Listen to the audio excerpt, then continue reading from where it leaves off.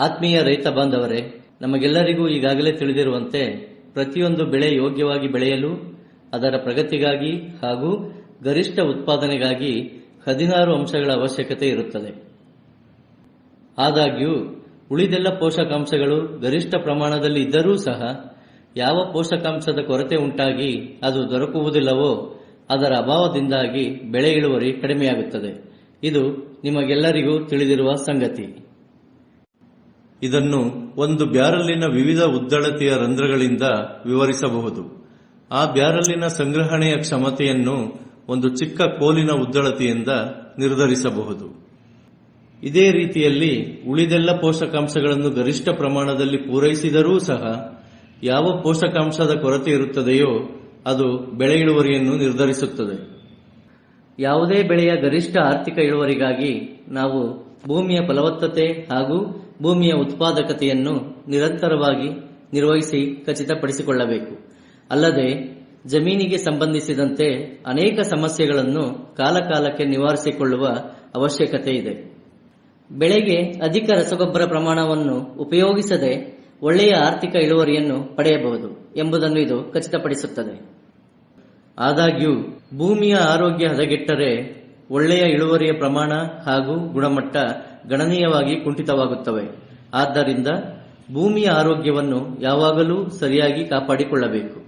ಒಂದು ವೇಳೆ ಜಮೀನಿನ ಪಿಎಚ್, ಅದರ ಇಸಿ, ಸೋಡಿಯಂ ಅಂಶ ಮತ್ತು ಕ್ಯಾಲ್ಸಿಯಂ ಕಾರ್ಬೋನೇಟ್ ಅಂಶ ಇವುಗಳು ಯೋಗ್ಯ ಪ್ರಮಾಣದಲ್ಲಿದ್ದರೆ ಆ ಜಮೀನಿನಲ್ಲಿ ಆರೋಗ್ಯಕರ ಬೆಳೆಯನ್ನು ಬೆಳೆಯಲು ಸುಲಭವಾಗುತ್ತದೆ. ಇದರರ್ಥ ಬೆಳೆ ಉತ್ಪಾದನೆಯಲ್ಲೂ ಅರ್ಧ ಯುದ್ಧ ಗೆದ್ದಂತೆಯೇ ಸರಿ.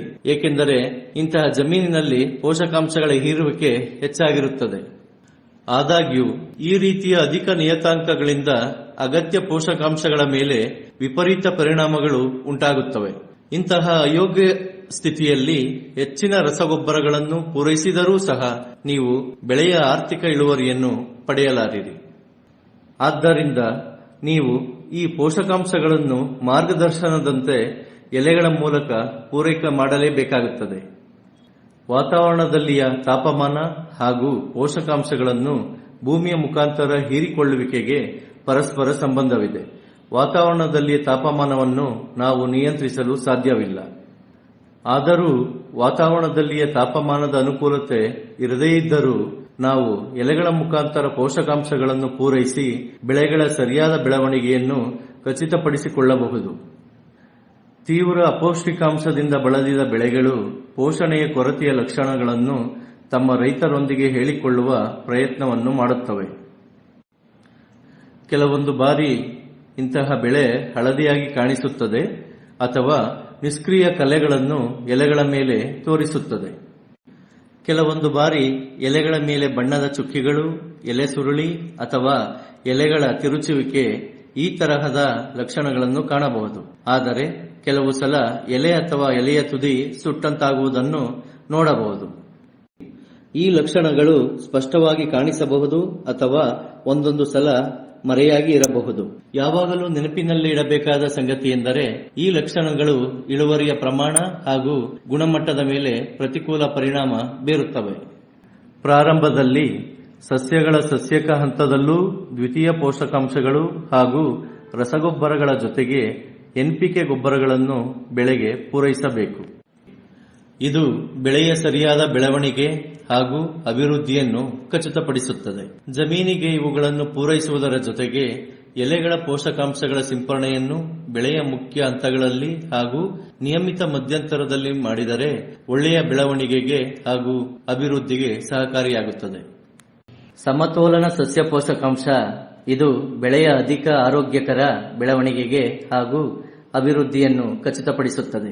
ಇದನ್ನು ಪ್ರತಿಯೊಬ್ಬ ರೈತ ತಾನು ಬೆಳೆದ ಬೆಳೆಯಲ್ಲಿ ಅಪೇಕ್ಷಿಸುತ್ತಾನೆ.